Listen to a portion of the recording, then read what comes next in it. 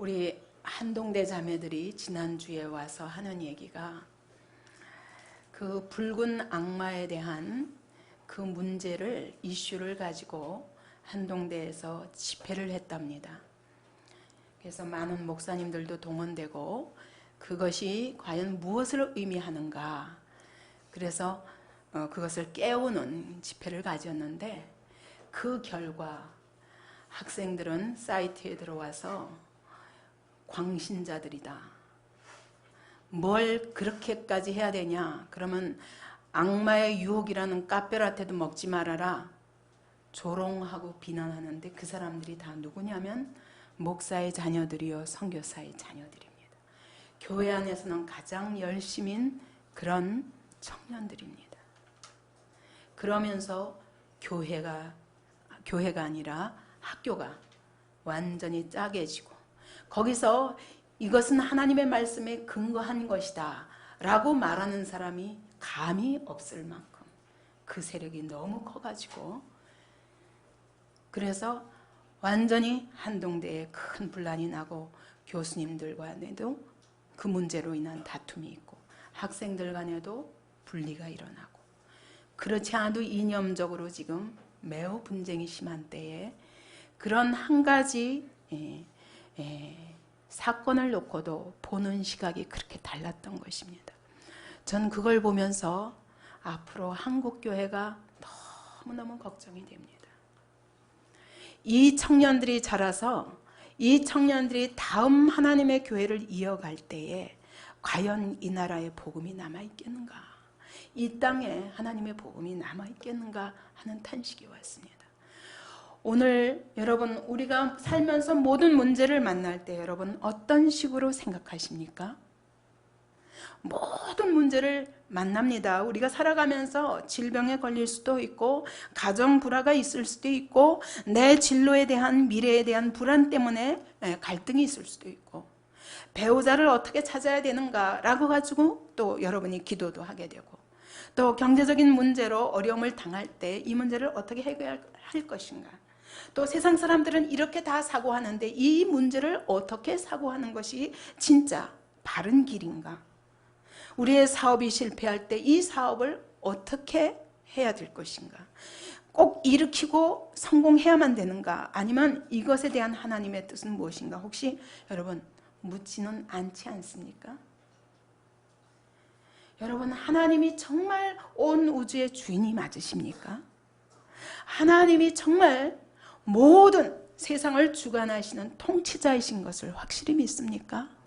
그렇다면은 여러분, 우리가 만나는 모든 문제는 하나님께 돌아가서 생각해야 됩니다. 오늘 우리가 암에 걸려도 의사에게도 가야 되지만 먼저 하나님 앞에 생각해야 됩니다. 이 문제가 내게 하나님이 어떻게 하시기를 원하시는가? 오늘 우리가 사업이 망해도 여러분 이 문제를 하나님이 어떻게 보시는가? 오늘 우리 가정에 불화가 와도 오늘 이 문제를 어떻게 할 것인가? 그리고 하나님 앞에 돌아가서 생각하는 것이 정상입니다. 이게 신앙생활입니다.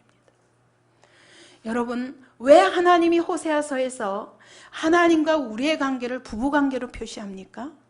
이 땅에 많은 관계가 있습니다. 여러분, 부모와 자식 간에는 이거는 선택의 여지가 없습니다. 태어날 때부터 그렇게 태어났습니다. 육적으로. 형제와 형제관계도 선택의 여지가 없습니다. 이것은 날 때부터 그렇게 육적으로 그런 관계 속에 움직일 수 없는 사실로, 기정사실로 태어났습니다.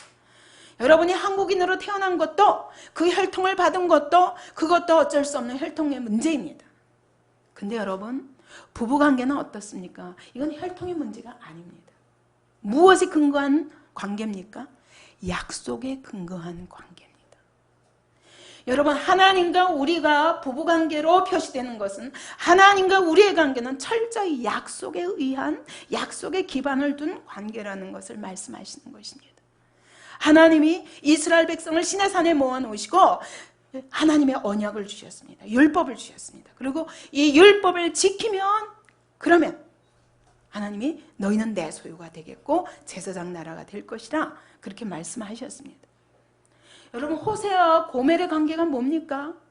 여러분, 이거는 정말 감정적으로도 육적으로도 받을 수 없는 아내입니다. 근데 하나님이 호세아에게 받으라고 말씀하십니다. 음란한 고멜을 받으라.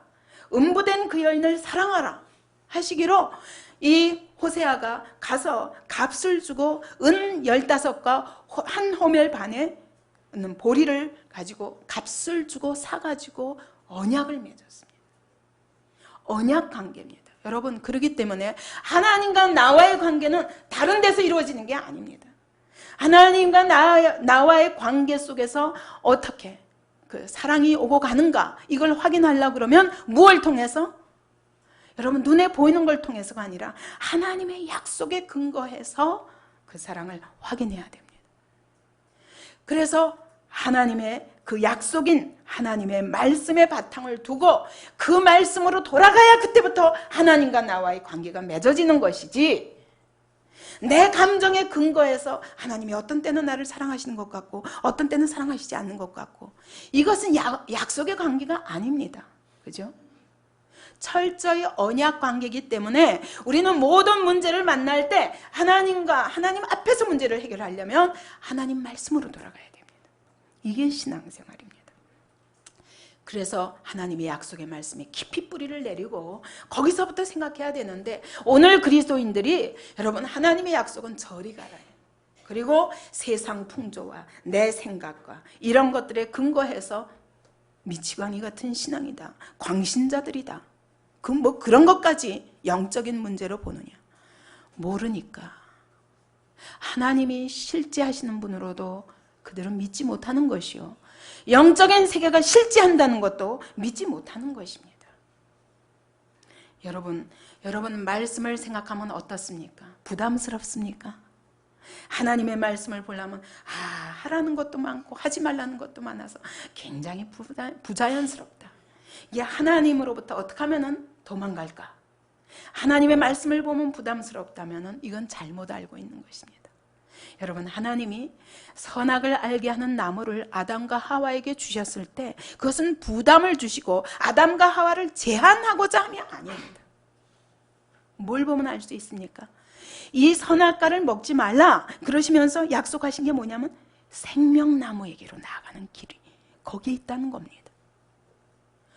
여러분, 선악을 알게 하는 나무는 지식의 나무입니다. 영어로 말하면 지식의 나무예요. 원어로 말하니까 지식의 나무더라. 뭘 알게 하는 지식인가? 하나님만이 소유하는, 하나님만이 아셔요. 그분이 창조주시기 때문에 그분만이 아시는 최고의 지혜와 최고의 이 세상을 지으신 창조자의 비밀을 선악과 하나에다가 집약한 겁니다. 그러므로 여러분, 선악과를 먹지 말라 하시는 것은 이거는 너의 자유를 내가 제한한다 이런 의미가 아니에요. 너 이것을 지키면 네가 절대로 볼 수 없는 세계가 열리고 네가 절대로 내 힘으로 얻을 수 없는 영원한 생명에 이르는 길이 여기에 있다. 하나님의 비밀을 우리에게 열어 보이는 것입니다. 여러분, 성경을 보면 부담스럽습니까? 여러분, 성경을 봐야, 그래야 하나님이 우리를 위해서 예비하신 이 은혜와 축복이 얼마나 놀라운 것인지 그 비밀한 지혜의 길이 열립니다. 근데 여기에 부담을 느끼고 여기로부터 도망가려고 하는 것이 바로 인간의 죄악인 것입니다. 사단은 이걸 믿지 못하게 합니다. 그래서 아담과 하와를 유혹했습니다. 만약 이 선악과가 하나님의 놀라운 지혜다, 하나님이 많은 말로 설명해도 설명할 수 없는 그 하나님의 풍성한 지혜와 그 생명의 길, 하나님과 우리가 같이 되는, 하나님과 함께 사는, 영원히 함께 사는 그 길에 대한 집약된 비밀인 것입니다. 만약 그것을 알았더라면 이게 축복입니다. 요거 하나만 받으면 그 다음에 길이 열릴 것입니다. 만약 이걸 알았더라면 뱀이 어떤 방법으로 유혹해도 절대로 안 먹었을 겁니다. 그죠? 오늘 우리 청년들이 정말 하나님의 말씀이 이게 어떻게 세상을 표현할 수 없습니다. 창조자가 피조물에게 어떻게 설명할 수 없습니다. 근데 요 한 가지 순종하기만 하면 그 안에 하나님의 온갖 비밀한 지혜와 그 영광의 약속들이 그 속에 숨어 있는 것입니다. 이렇게 여러분, 하나님의 말씀을 대하면 여러분 하나님의 말씀을 덮어놓고는 못 견딜 거예요. 다시 말하면 골로새서 2장 2절 3절에서 뭐라 그랬냐면 하나님의 비밀인 그런 지혜라고 그랬고, 이 그리스도는 바로 모든 지혜와 지식의 보화가 그 안에 있다고 말합니다. 다시 말하면 여러분 보물섬으로 가가는 지도예요. 우리가 하나님의 말씀에 대해서 다시 생각해야 됩니다.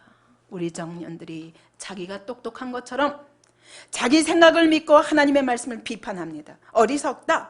보아하니까 하나님의 말씀은 다 어리석더라. 실제로 있을 수 없는 것들을 허황한 얘기더라. 이렇게 결론을 내기 때문에 하나님의 말씀에 근거한 어떤 이야기도 듣지 않고 믿지 않는 것입니다. 여러분, 하나님이 이렇게 선악과를 통해서 우리에게 하나님의 비밀을 알릴 수밖에 없었던 것은 우리가 스스로 생각해서는 도저히 진리를 발견할 수가 없고, 우리는 하나님 없이 생각해가지고는 도저히 내가 어떻게 하는 것이 사는 길인지를 알 수가 없습니다. 사람이 자기 보기에는 이것이 좋은 길 같지만 필경은 사망의 길이니라 잠언이 말씀하십니다. 여러분, 인간은 자기가 자기를 책임질 수 없는 존재입니다. 내가 스스로 뭘 해서, 내가 스스로 성취해서 내가 나를 행복하게 하고 내가 나를 영원히 살게 하는 길은 절대로 없습니다. 선악과밖에는 길이 없습니다. 선악과를 먹지 말라면 먹지 말아야 됩니다. 하나님의 말씀이 하지 말라 하면 하지 말아야 됩니다. 그것이 내가 사는 길입니다. 잘 이해할 수 없지만 그 안에 하나님의 모든 비밀한 지혜가 거기 함축되어 있는 것입니다. 여러분, 우리 청소년들 하나님의 말씀을 믿으시기 바랍니다. 하나님의 말씀을 사모하시기 바랍니다. 여기에 모든 지혜와 비밀이 있습니다. 제가 오늘 좀 어려운 얘기를 할게요. 왜냐하면 우리 청년들 때문에 제가 지난 한 주 동안 철학에 관한 책을, 철학 역사에 대해서, 철학사에 대해서, 세계 철학사에 대해서 한 주간 동안 그거를 묵상했습니다. 참 어려운 말인데 도무지 이야기가 뭔가. 왜냐하면 여러분, 결국 인류 역사는 하나님의 우리에게 보여주신 지혜의 길을 딱 부인하고 나니까 그 다음부터는 자기 지혜로 살 길을 찾아야 되는 겁니다. 그래서 하나님을 부인하고 하나님의 말씀을 부인한 이후에 모든 인간 역사는 의심과 방황의 역사입니다. 근데 여러분, 철학이 어떠하면, 그 시대 철학이 어떠하면 그 시대 정치와 사회와 경제와 문화와 이 모든 것에 영향을 미칩니다. 그렇기 때문에 결국 철학사는 인류의 전체 역사를 이야기한다고 볼 수 있습니다. 그래서 제가 열심히 어려운 말을 묵상해가면서 결국은 인간이 어떤 과정을 통해서 여기까지 왔는가, 오늘 이 시대가 어디까지 왔는가, 이걸 한번 찾아보았습니다. 여러분, 하나님을 부정하고 나면은 여러분, 내가 누군지 다시 생각해야 됩니다. 그죠? 창조자가 나를 지으신 대로 나를 믿지 않기 때문에 내가 누구인가 거기서부터 다시 시작해야 됩니다. 그죠? 그리고 그 다음에 내가 누구인가를 다시 생각하는 것만큼 그러면 어떻게 살아야 되는가도 다시 생각해야 돼요. 어떻게 하는 것이 진짜 살 길인가, 삶의 원리가 무엇인가, 이거 가지고 고민해야 됩니다. 이게 철학이에요. 근데 오늘 골로새서 2장 8절에 보니까 뭐라고 그랬냐면 이것은 철학이요 헛된 속임수요 인간의 유전이요 사람의 유전이요 세상의 초등학문이라. 근데 여러분, 한번 우리가 어렵지만 철학사를 보면 오늘 우리의 사고방식이 그 안에 다 들어있더라고요. 그러니까 사실은 그 철학사가 우리 개인 안에서도 계속 이루어지고 있는 것입니다. 생각하는 방식이 하나님의 말씀을 부인하고 나면 인간이 생각할 수 있는 방식은 뻔한 거예요. 그 역사가 벌써 수천 년을 통해서 계속 그렇게 걸어왔던 거예요. 근데 그 길을 오늘 우리가 똑같이 걷고 있다니까요. 그래서 여러분, 어렵지만 한번 생각해 보십시다. 칸트는 그래서 철학사는 전쟁터다 그랬어요. 왜냐하면 일단 철학의 출발점은 의심입니다. 하나님의 말씀을 의심하는 것이 철학의 시작이라고 말합니다. 그런데 그것만 의심하는 게 아니야. 하나님의 말씀을 의심하고 시작했는데 그러면 누군가 이론을 세웁니다. 그 다음에 또 다른 사람은 그 사람이 정한 그 진리를, 그 사람이 이렇게 말한 그 판단 내용을 또다시 의심하고 시작합니다. 그래서 또 다른 것을 이야기합니다. 그 다음에 이 사람이 B가 얘기한 것을 C가 또 의심합니다. 그리고 C가 얘기한 것을 D가 또 의심합니다. D가 얘기한 것을 E가 의심하고, 그러다가 오늘까지 왔어요. 재미있습니다. 근데요, 그게 딱 우리라니까요. 제일 처음에 중세시대까지만 해도 하나님의 말씀인, 하나님의 말씀을 중심으로 이루어진 신학이 모든 학문을 지배해 왔기 때문에 그래도 세상이 하나님의 말씀의 통치를 받는 자리에 있었습니다. 그런데 중세 이후 근대에 들어와서 모든 근대 철학의 아버지가 누구냐면 데카르트입니다. 근데 그 데카르트가 한 말이 뭡니까? 나는 생각한다. 고로 나는 존재한다. 그랬습니다. 이게 무슨 말이냐? 하나님으로부터 독립해서 철저히 내가 생각해서 내가 내 인생을 계획하고 내가 판단하고 그것을 따라 살겠다는 것입니다. 그렇게 해서 진리에 이를 수 있다. 이것이 철학의 시작이에요. 그래서 하나님이 주체고 하나님의 말씀이 주체였던 자리에서 내가 주인이 되는 겁니다. 여러분 어떻습니까? 여러분 안에는 안 그렇습니까? 오늘 여러분의 삶의 문제를 만날 때 예배 드릴 적에는 하나님의 말씀을 맞아. 근데 내 삶의 현장에 가서는 철저히 내가 주인이 되면 여러분 안에 데카르트가 있는 것입니다. 하나님 없이 생각하고도 하나님 없이 판단하고도 진리에 이를 수 있다고 믿는 거예요. 없습니다. 그러면 진리가 뭐냐? 보편적인 지식이 진리다. 그러면 보편적인 지식이 과연 존재하는가 아닌가, 이거 가지고 유명론, 실제론이 이루어집니다. 그게 무슨 말이냐? 실제로는 보편적인 지식인 진리라는 게 있다. 여기까지는 그래도 인정했어요. 하나님의 말씀이 진리는 아닌데 보편적인 지식인 진리는 있다. 이것이 실제론입니다. 근데 이거하고 반대로 유명론을 또 만들었습니다. 그게 뭐냐면 보편적인 지식이라는 건 실제로 있을 수가 없다. 우리가 말로 진리라고 그러는 거지 실제로 있을 수 없지, 이름뿐이다. 이렇게 되니까 그때 가서 뭐냐, 하나님도 이름뿐이야. 실제로 존재하시는 분이 아니야. 마귀도 이름뿐이야. 실제로 존재하는 게 아니야. 성령 이름뿐이야. 실제로 존재하는 게 아니야. 이게 철학에 자리 잡기 시작합니다. 이때부터 하나님을 전격적으로 부인하기 시작합니다. 그러다가 이제 자연주의가 등장합니다. 이건 뭐냐면, 자, 이렇게 많은 사람들이 주체가 A라는 사람도 있고 B라는 사람도 있고 C, D 각 많은 사람이 있는데 이 사람들이 다 다르게 얘기하면 어떻게 되냐? 그러면 뭐가 진리냐? 이런 의문이 생기잖아요. 그래서 등장한 게 뭐냐? 신이 필요하긴 필요해요. 그 신이 누구냐? 자연이라는 거예요. 그래서 자연으로 결국은 그 돌아가게 되면 그게 진리에 이르는 길이라는 겁니다. 이게 자연주의입니다. 인간도 자연 중에 하나라는 겁니다. 그래서 자발적으로 어떻게 하다 보면 우리 안에 육체와 정신이 하나가 되려는 성질이 있어가지고 결국은 진리에 이르게 된다는 겁니다. 이건 뭐예요? 죄를 부인하는 겁니다. 인간의 본능이 가만 내버려두면 죄와 사단의 밥이 되어서 결국은 진리를 거스르고 사망의 길로 간다는 걸 부인하는 것입니다. 그래서 인간의 본능을 믿는 거예요. 그러니까 여러분 그때부터 어떻게 해요? 자기 본능, 자기 생각대로, 자기 고집대로 사는 것이 보편화되어 버린 거예요. 하나님의 말씀을 떠나서. 그래서 결국은 불교도 그렇습니다. 자연주의의 하나예요. 불교도 우리 안에 영원한 생명과 무한한 능력이 있다는 거예요. 이 자기를 자꾸 개발해 가다 보면 진리에 이르게 된다는 겁니다. 그게 부처라는 겁니다. 신의 경지에 이르게 된다는 겁니다. 이게 자연주의예요. 여러분, 내 안에 내가 어떤 죄인인가, 나는 하나님 없이는 한순간도 생각할 수 없습니다. 나는 하나님이 말씀하시지 않으면 한 걸음도 움직일 수가 없습니다. 이게 아니면 여러분 안에 자연주의가 있는 거예요. 어떻게 하다 보면 내가 계획한 대로 잘 돼갈 거야. 내가 내 감정에 충실하고 내 본능에 충실하고 내가 하고 싶은 거 하다 보면 어떻게 하다 보면 잘 돼갈 거야. 막연히 믿고 있어요. 이것도 자연주의의 하나예요. 우리는 아닙니다. 성경은 말씀합니다. 우리는 태어날 때부터 죄와 사단의 종으로 태어나서 가만히 내버려두면 죄와 사단의 종 노릇하며 사망의 길로 갈 수밖에 없다고 얘기합니다.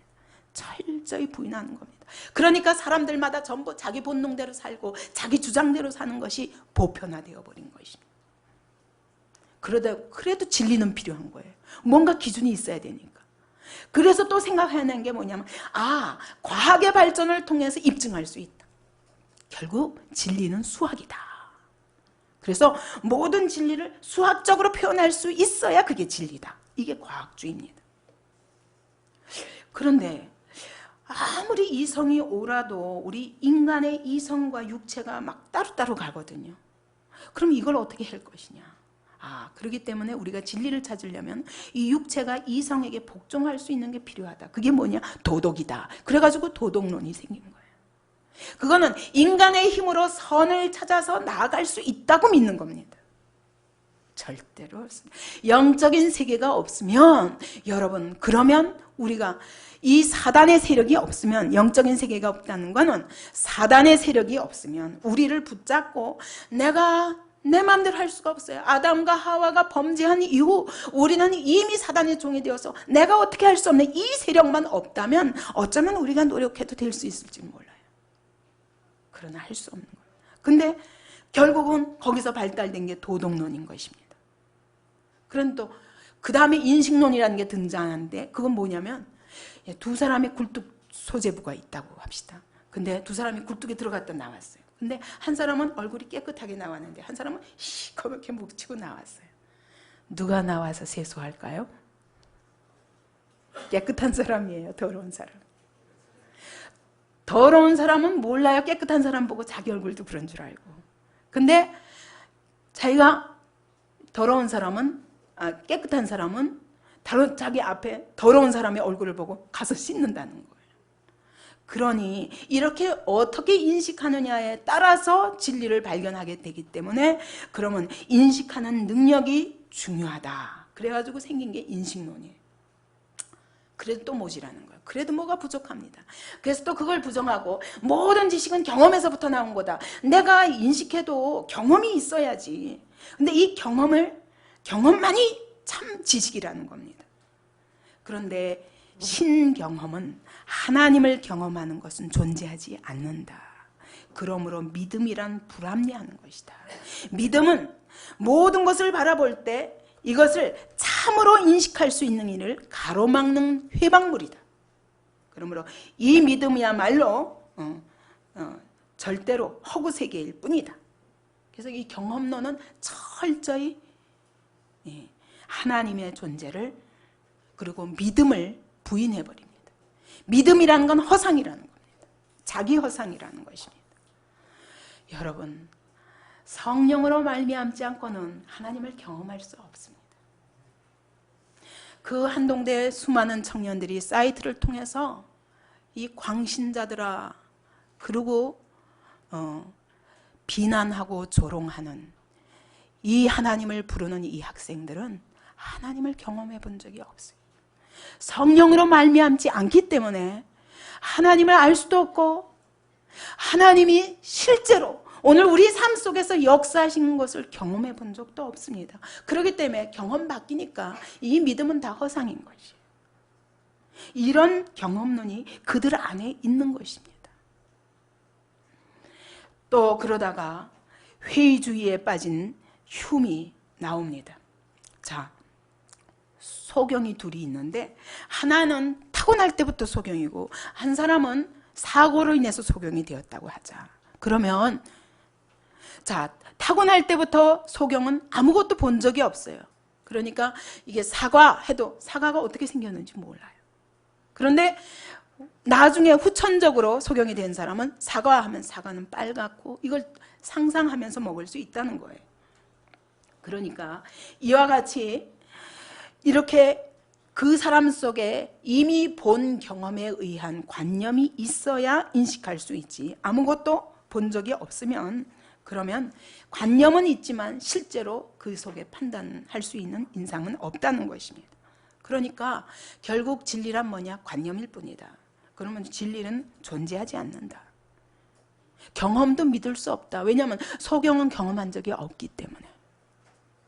이게 회의주의입니다. 그러다 보니까 중요한 건 뭐냐? 각 개인의 자기가 주관적인 생각이 중요하구나. 그래서 생긴 게 주관적 관념론입니다.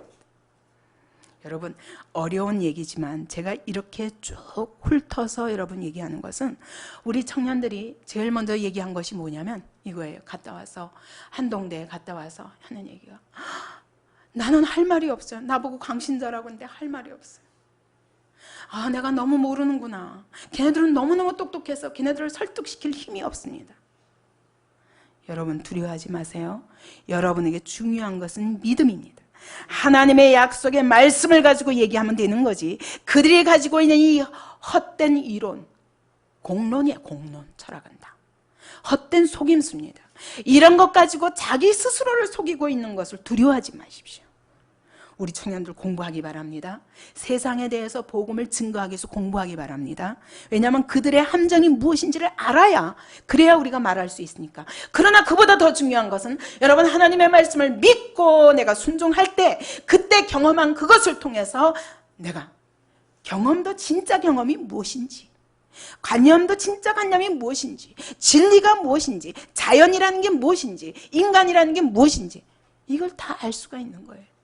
그래, 하나님의 말씀에 근거해서 설명할 때만 그들을 이길 수 있지, 그들이 가지고 있는 철학으로 철학을 백날 설명해봐야 그들을 이길 수 없습니다. 왜냐하면 자기 공상에 다 빠져있기 때문입니다. 그러다 보니까 칸트가 또 등장합니다. 도무지 인간이 알 수 있는 게 뭐냐, 도무지 인간이 할 수 있는 게 뭐냐, 도무지 인간이 바로 할 수 있는 게 어디까지냐. 그래서 순수 이성 비판, 실천 이성 비판, 판단력 비판이라는 학문이 나옵니다. 그러니까 우리가 개개인이 할 수 있는 능력이라는 게 그게 사실과 무근할 수 있다는 겁니다. 그 다음에 그러니까 해결의 변증법이 등장합니다. 완전한 진리라는 건 없다 그러기 때문에. 그래서는 결국 내가 각 사람이 가지고 있는 기준을 계속 또 뒤집어보고 또 뒤집어보고 정반합으로 계속 고쳐나가야 된다는 겁니다.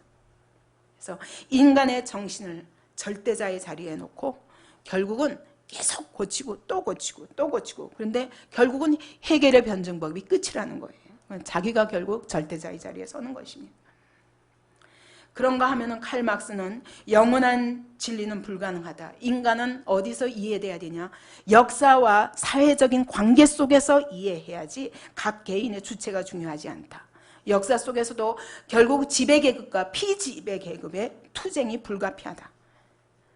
그러면서 여기서 폭력과 테러를 정당화합니다. 여러분, 이것이 우리 사회에 얼마나 무서운 영향을 미쳤습니까? 한 사람의 이 이론이 여러분 폭력을 정당화하고, 오늘날 테러를 이라크 사람들이, 이라크 지역의 사람들이, 그 이슬람권의 사람들이 폭력으로 그렇게 자살 테러를 해도 이것이 불이다라고 말하는 그런 사회가 아니에요, 이미. 여러분, 공산주의가 존재하기 위해서 굉장히 많은 무기를 가지고 테러를 준비하고 있는 것이 정당시되었습니다. 폭력으로 이제는 사람의 개인이 그렇게 중요하지 않아요. 그러니까 피지배 계급과 지배 계급에 계속 싸우면서 그 속에서 개인의 인권이나 개인의 그런 어떤 생명의 소중함이 차 인정이 되지 않습니다. 그러니까 사람들에게 잔인한 그런 사회, 생명에게 잔인한 그런 자리에 놓이게 되고, 이것이 바로 역사 유물론입니다. 그러니까 계속 사회는 혁명으로 일관하는 것입니다. 오늘날 북한에서 저렇게 많은 사람들의 인권을 무시하고 그렇게 존귀한 생명들을 죽이고 있어도 여러분, 여기에 아무 중독이 되어가지고 이것이 그렇게 문제가 아닌 거예요. 그게 중요한 게 아니에요. 오늘 우리만 전쟁을 피하면 돼요. 남북한이 손을 잡고 어쨌든 전쟁만 피하면 돼요. 이런 이론이 나올 수밖에 없는 배경이 바로 이 역사 속에 있는 거예요. 이 철학 속에 있는 겁니다. 오늘 우리도 알지 못하게 이 철학 속에 깊이 들어가서 이 철학을, 유물론의, 이 역사 유물론의 철학을 우리가 수용하고 있는 겁니다. 그래서 오늘 북한 김정일 정권이 문제가 안 돼요. 힘이 중요한 거예요. 니체는 이런 가운데서 진리란 없다. 진리가 왜 필요하냐? 목사의 아들로 태어나서 진리가 왜 필요하냐 그거예요. 진리라는 게 어디 있냐? 없다. 그걸로 끝나. 그 행설수설하다가 끝내는 정신병에 걸려서 자살했습니다. 그러다가 또 등장한 것이 프로이드의 정신분석학입니다. 여기서 프로이드가 발견한 게, 이 사람은 철학가는 아닌데도 뭘 발견했냐면 심리학 속에서 사람의 무의식을 발견한 거예요. 우리 안에 내가 알지도 못하고 내가 어떻게 할 수 없는 초자아가 있다는 거예요. 이것이 굉장한 영향을 미쳤어요. 그렇구나. 우리 각 개인이 뭘 한다 해도 자기가 바른 판단을 하고 있다고 생각하는데 그런 것이 닿을 수 없는 초자라는 것이 있다는 겁니다. 그러다 보니 다 무너졌어요. 이제는 설 기반이 없어져요. 그래서 철학이 다 무너졌습니다. 그 다음에 온 것이 뭔 줄 압니까? 포스트 모더니즘이에요. 중요한 건 개인이다. 내 감정이다. 오늘 내가 신미감을 느끼면 되는 거다. 그래서 따로 아름다움에 대한 정의가 없어요. 각각 내가 어떻게 느끼냐가 중요하다. 그래서 전부 나로 돌아가는 겁니다. 개인으로 돌아가는 것입니다. 철저히 주관으로 돌아가는 겁니다. 그렇기 때문에 어떤 진리도 부정하는 거예요. 하나님의 말씀? 무슨 상관이야. 내가 그렇게 생각하지 않는데 난 그렇게 느끼지 않아. 이러면서 우리는 철저히 개인 속으로 들어와 버리고 모든 권위를 부정합니다. 사회적인 기존 모든 이론도 다 부정합니다. 이게 포스트 모더니즘. 완전히 갈갈이 개인으로 찢긴 것입니다. 이게 철학사예요. 시편 107편 4절 5절에 보면 저희가 광야 사막길에서 방황하며 거할성을 찾지 못하고 줄이고 목마름으로 그 영혼이 속에서 피곤하였도다. 우리 광야 사막길과 같은 이 인생길에서 계속 사상의 방황을 하는 겁니다. 생각의 방황을 하는 겁니다. 어디도 안착할 자리가 없어요. 그리고 다 찢어 나뉘어졌습니다. 이제는 뭔가 진리 기준이 없습니다. 여러분, 근데 그것이 하나님의 교회까지도 그렇다는 거예요. 하나님의 교회까지도 진리의 기준이 없어졌습니다. 하나님의 말씀? 그렇게까지 믿어야 돼? 광신 아니야? 현실도 인정해야지. 이러면서 우리는 진리를 부정하고 있습니다. 전도서 1장 17절 18절에 보면 솔로몬이 그랬습니다. 내가 지혜를 알고자 마음을 다 썼지만 이것도 바람을 잡으려는 것이로다. 지혜가 많으면 번뇌도 많으니 지식을 더하는 자는 근심을 더하느니라. 이 지식을 찾아서 진리를 다 찾아서 헤매는 이것이 끝이 없는 거예요. 예레미야에 보면 하나님이 이렇게 말씀하십니다. 이 패역한 딸아, 내가 어느 때까지 방황하겠느냐. 여호와가 새 일을 세상에 창조하였나니 곧 여자가 남자를 안으리라. 이게 무슨 말입니까? 너희는 이 하나님의 새 일을 만나기 전에는 이 방황이 끝이 없다는 겁니다. 너희의 생각의 방황, 감정의 방황, 진리를 찾아서 하는 방황, 끝이 없다는 겁니다. 어떻게 할 때까지? 하나님이 나를 위해서 이 세상에 행하신 새 일을 만나기까지. 그게 뭐냐? 여자가 남자를 안으리라. 여자가 뭡니까? 이스라엘이요. 구약에서는 이스라엘이요. 딸입니다. 그렇죠? 이스라엘을 딸이라고 그럽니다. 신약에서는 교회를 말합니다. 교회가 남자, 오직 유일한 한 남자 예수 그리스도를 안게 되리라. 이거 외에는 진정한 우리의 거할성이 없다. 여러분, 청년들이 인본주의 학문의 그 화려함과 그 복잡함 때문에 현혹이 되어서 그래서 우린 너무 무식해가지고 이렇게 생각하게 됩니다. 아닙니다. 여러분, 하나님의 말씀만이 참된 지혜입니다. 하나님의 말씀만이 영원한 비밀입니다. 이것만이 최고의 지혜입니다. 이것만이 구원의 길이요, 이것만이 생명의 길이요, 이것만이 진리의 길인 것입니다. 그래서 골로새서 2장에서 그리스도 안에는 지혜와 지식의 모든 보화가 감추어 있느니라. 그리스도는 하나님의 비밀이라 말합니다. 왜 비밀입니까? 이것은 받는 자만 누릴 수 있어요. 아무리 말해도 못 알아들어요. 받는 자만. 근데 누구에 의해서 받습니까? 성령에 의해서만 받습니다. 성령으로 말미암아 받은 자 외에는 다 감춰져 있어요. 그렇기 때문에 오늘 저들이 믿지 못하고 광신자다, 그렇게까지 사회적인 그거 뭐 일종의 이렇게 작은 현실을 가지고 뭐 작은 그거 하나의 노름이요, 하나의 이름뿐인데, 예, 그 유명론이에요. 그러면 여러분, 십자가의 도는 감추어진 비밀입니다.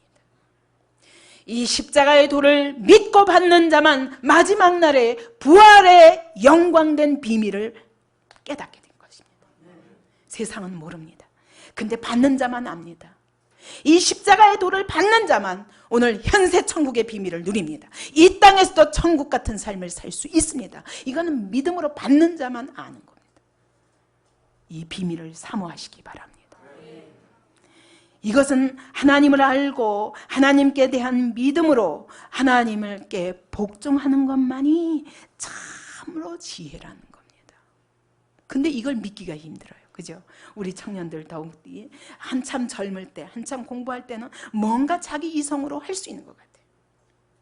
자기 이성을 통해서 뭔가 또 다른 진리를 발견할 수 있을 것 같아요. 그러나 성경은 말씀합니다. 여호와를 경외하는 것이 지혜의 근본이다. 여러분, 이것은 성령으로만 계시됩니다. 하나님의 영에 속한 자만 받을 수 있습니다. 오늘날 지나치게 주관적이고 지나치게 개인적입니다. 이것은 하나님의 그 구원의 위대성을 죽이는 것입니다. 여러분, 결국은 내 영적인 만족, 내 영적인 기쁨, 내 경험, 내 문제, 내 사실, 내 기쁨, 내가 오늘 누리는 은혜, 이런 것에도 갇혀있지 마시기 바랍니다. 내게서 나오십시오. 믿음이란 나에게서 나와서 하나님의 위대한 사실을 붙잡는 것입니다. 아직도 자기 감옥에 갇혀있는 사람들은 아직 구원의 길을 잘 모르는 거예요. 아직 복음이 무엇인지 잘 모르는 것입니다. 복음은 나를 초월한 위대한 하나님의 사실을 믿음으로 받고 그 하나님의 계시 앞으로 나오는 것입니다. 자기 밖으로 나오는 것입니다. 오늘 자기에게 묶인 자들은 이제 나오시기 바랍니다. 오늘 마태복음 11장 보면은 그러면 어떤 자에게 이 믿음으로 말미암은 쉼을 주시는가? 어떤 자에게 믿음으로 말미암은 축복을 주시는가? 그것은 25절에 보십시오. 아버지여, 이것을 지혜롭고 슬기 있는 자들에게는 감추셨다고 그랬어요. 자기 지혜만 믿고 의지하는 자들에게는 숨기셨습니다. 너희가 스스로 본다고 하니 너는 영적 소경으로 그칠 수밖에 없다고 말씀하십니다. 인간의 지혜나 학문을 통해서는 결코 복음은 알 수 없도록 계시되어 있습니다. 그리고 어떤 자들에게 나타나셨습니까? 어린아이들에게는 나타내심을 감사하나이다. 어린아이들은 어떻습니까? 가르쳐주면 가르쳐주는 대로 자기 스스로는 아무것도 할 수 없어요. 그게 어린아이들입니다. 어린아이들은 그래서 가르쳐주면 가르쳐준 것에 전적으로 의진합니다. 이와 같이 여러분, 하나님의 복음은, 십자가의 도는 말씀하신 그대로 어린아이같이 믿음으로 받고 의지하는 것밖에는 길이 없습니다. 거기서부터 지혜가 시작되는 겁니다. 여러분, 그것이 내 지혜를 묶는 길이 아니에요. 그것이 지혜의 끝이 아니에요. 지혜가 이제는 다 다치고 이제는 어리석은 자같이 그냥 줄줄줄줄 따라가야 되는구나, 이게 아니에요. 여러분, 하나님의 지혜, 십자가의 도를 의지하는 순간, 그때부터 하나님의 비밀한 세계가 열리기 시작합니다. 진짜 지혜의 세계가 열리기 시작합니다. 우리 청년들이 믿음으로 하나님의 말씀에 이와 같이 어린아이같이 의지하시기 바랍니다. 고린도전서 1장 18절 보세요. 고린도전서. 그래서 사도 바울이 이렇게 고백하는 겁니다. 고린도전서 1장 18절부터 보세요. 십자가의 도가 멸망하는 자들에게는 미련한 것입니다. 구원을 얻는 우리에게는 하나님의 능력이라. 기록된 바 내가 지혜 있는 자들의 지혜를 멸하고 총명한 자들의 총명을 폐하리라 하였으니, 하나님이 이 십자가의 도, 이 한 가지로 예수 그리스도, 이렇게 예수 그리스도를 믿으라, 이 한 가지로 모든 지혜 있다 하는 자들은 믿을 수 없으니까 그들에게는 닫아버리셨습니다. 지혜 있는 자가 어디 있느냐? 선비가 어디 있느냐? 이 세대의 변사가 어디 있느냐? 하나님께서 이 세상의 지혜를 미련케 하신 것이다. 그러므로 하나님의 지혜에 있어서는 이 세상의 자기 지혜로 하나님을 알지 못하는 거로, 하나님은 전도에 미련한 것으로 믿는 자들을 구원하시기를 기뻐하셨다. 여러분, 전도를 통해서만 여러분 구원할 수 있습니다. 전도에 미련한 것을 통해서 어린아이같이 의지하는 자에게만 구원의 길이 열립니다. 이것은 하나님의 방법입니다. 이것이 바로 그리스도가 바로 하나님의 능력이요 하나님의 지혜라. 그리스도를 믿는 자만이 거기서부터 그리스도를 믿고 하나님이 보내신 구원자임을 믿고 의지하는 그 시간부터 지혜가 열리기 시작합니다. 내가 이해하고 나서 그분을 믿으려고 하지 마십시오. 먼저 믿으십시오. 믿으면 거기서부터 하나님이 성령을 통하여 여러분의 지혜를 열어주실 줄 믿습니다. 두 번째로 어떤 자입니까? 마태복음 11장에 수고하고 무거운 짐진 자들아 다 내게로 오라, 내가 너희를 쉬게 하리라. 예수님께 나아가는 것입니다.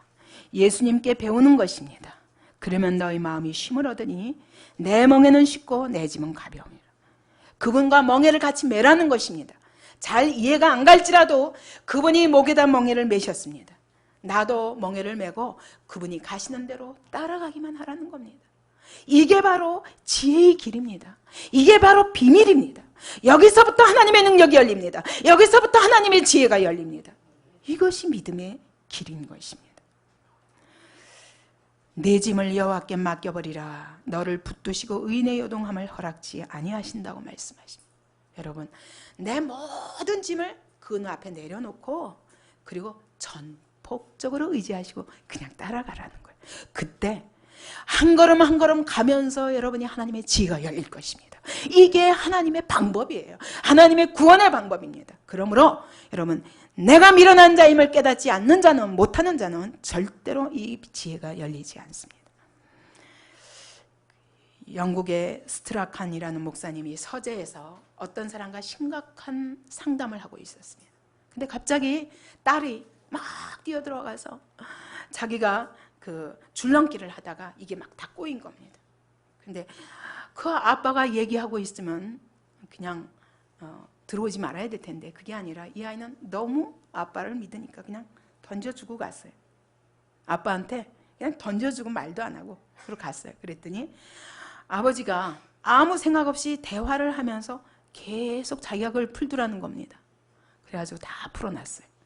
애가 들어가지고 토끼같이 깡충깡충 뛰어들어오더니 아빠 고마워. 그리고 뛰어나가서 또 줄넘기 하는 거예요. 그러니까 이 스트라칸 목사님이 상담하던 사람에게 우리는 우리 자신의 힘으로 너무 많은 일을 하려고 하지 않는가. 믿음이란 우리 딸처럼 저런 태도로 하나님 앞에 나아가는 게 믿음이 아닐까요? 이렇게 사소한 일까지도 그냥 하나님께 갖다가 내려놔 버리면 그분이 하실 것을 믿는 게 믿음이 아닙니까? 침례교 순교자 중에 전치규 목사님이라는 분이 있었습니다. 이분은 무식하고 아주 고식한 분이었습니다. 그냥 스승이 말하면 그냥 믿음, 미련하게 절대 순종, 이것이 그분의 모토였답니다. 근데 이 페닉 선교사를 만나서 이분이 새로 학문도 가르쳐주고 성경도 가르쳐줬습니다. 근데 이 페닉 선교사가 어느 날 자기의 동역자를 찾아야 되겠거든요. 그래서 원산에서 이분이 사셨는데 자기 제자들을 다 불러 모았습니다. 그래놓고는 이렇게 시험했습니다. 물을 한 개씩 나눠주면서 이걸 갖다가 밭에다 거꾸로 심어라. 한마디만 했어요. 근데 여러분, 물을 거꾸로 심으면 어떻게 돼요? 안 되죠. 그래서 이 똑똑한 제자들은 다 가서 똑바로 심었습니다. 근데 이 전지규 목사님은 워낙 우직하기 때문에 가서 그냥 선교사님이 거꾸로 심으라니까 그냥 거꾸로 심고 왔어요. 이 패닉 선교사님이 바로 너다. 바로 너다. 그 순종에 탄복하면서 당신은 나와 일평생 함께할 동역자다. 그래서 원산 번역이라는 성경을 함께 번역했다고 합니다. 여러분, 하나님도 오늘 우리를 찾으실 때 이렇게 찾으십니다. 네가 얼마나 똑똑하냐? 네가 얼마나 능력이 있냐? 찾지 않으세요. 정말 우직하게 하나님의 말씀을 믿고 자기를 던질 수 있는 사람을 찾으십니다. 닥터 지바고라는 영화가 있는데 그 마지막 장면이 매우 인상적입니다. 장군이 타냐와 대화를 합니다. 네가 어떻게 하다가 아버지와 헤어지게 되었지? 그때 혁명이 일어나가지고 혁명 와중에서 온 거리에 불이 나고 사람들이 우왕좌왕하는 복잡한 가운데 막 도망치다가 그랬습니다. 하고 말을 흐렸습니다. 헤어진 진짜 이유가 뭐냐? 그러고 물었습니다. 그랬더니 타냐가 말했습니다. 사실은 아버지가 내 손을 놓아버렸어요. 그랬더니 장군이 타냐에게 말합니다. 내가 너에게 사실을 가르쳐 줄게. 내 손을 놓은 그 코마로프는 내 진짜 아버지가 아니었다. 내 진짜 아버지는 닥터 지바고야. 만일 그가 내 친아버지였다면 아무리 거리에 불이 나고 혁명이 일어나고 사람들이 우왕좌왕한다 할지라도 절대로 내 손을 놓지 않았을 거야. 이게 마지막 장면입니다. 여러분, 진짜 아버지와 가짜 아버지의 차이가 이것입니다. 진짜 하나님과 가짜 하나님의 차이가 이것입니다. 여러분이 자기 자신을 의뢰하고 자기 자신을 하나님처럼 의뢰하고 명예와 물질과 쾌락과 여러분 나름대로 다 신이 있습니다. 그러나 조만간 그것들은 참신이 아니기 때문에 여러분의 손을 조만간 놓아버릴 것입니다. 평생이라는 시간과 물질과 정성과 이걸 다 기울여서 쏟았다 할지라도 여러분의 우상은 그 타냐의 손을 놓았던 것처럼 언젠가 나를 배반하게 될 것입니다. 그러나 그때 우리가 얼마나 외로운 패배자로 남을지 내 동댕이 쳐질 것입니다. 여러분, 나의 영원한 아버지 하나님의 손을 붙잡으시기 바랍니다. 영원한 지혜와 지식의 길을 보여주시기 위해서 우리에게 비밀한 세상이 절대로 알지 못하는 놀라운 비밀을 우리에게 주신 것이 성경입니다. 이 성경의 손을 붙잡고 이 말씀을 붙잡고 이 말씀은 나를 절대로 놓지 않으실 것입니다. 내가 그분을 붙잡고 끝까지 갈 때 그분은 절대로 나를 혼자 버려두지 않으십니다. 사망의 음침한 골짜기로 갈지라도 절대로 버려두지 않으실 것입니다. 그 하나님과 그 하나님의 말씀을 의지하시기 바랍니다.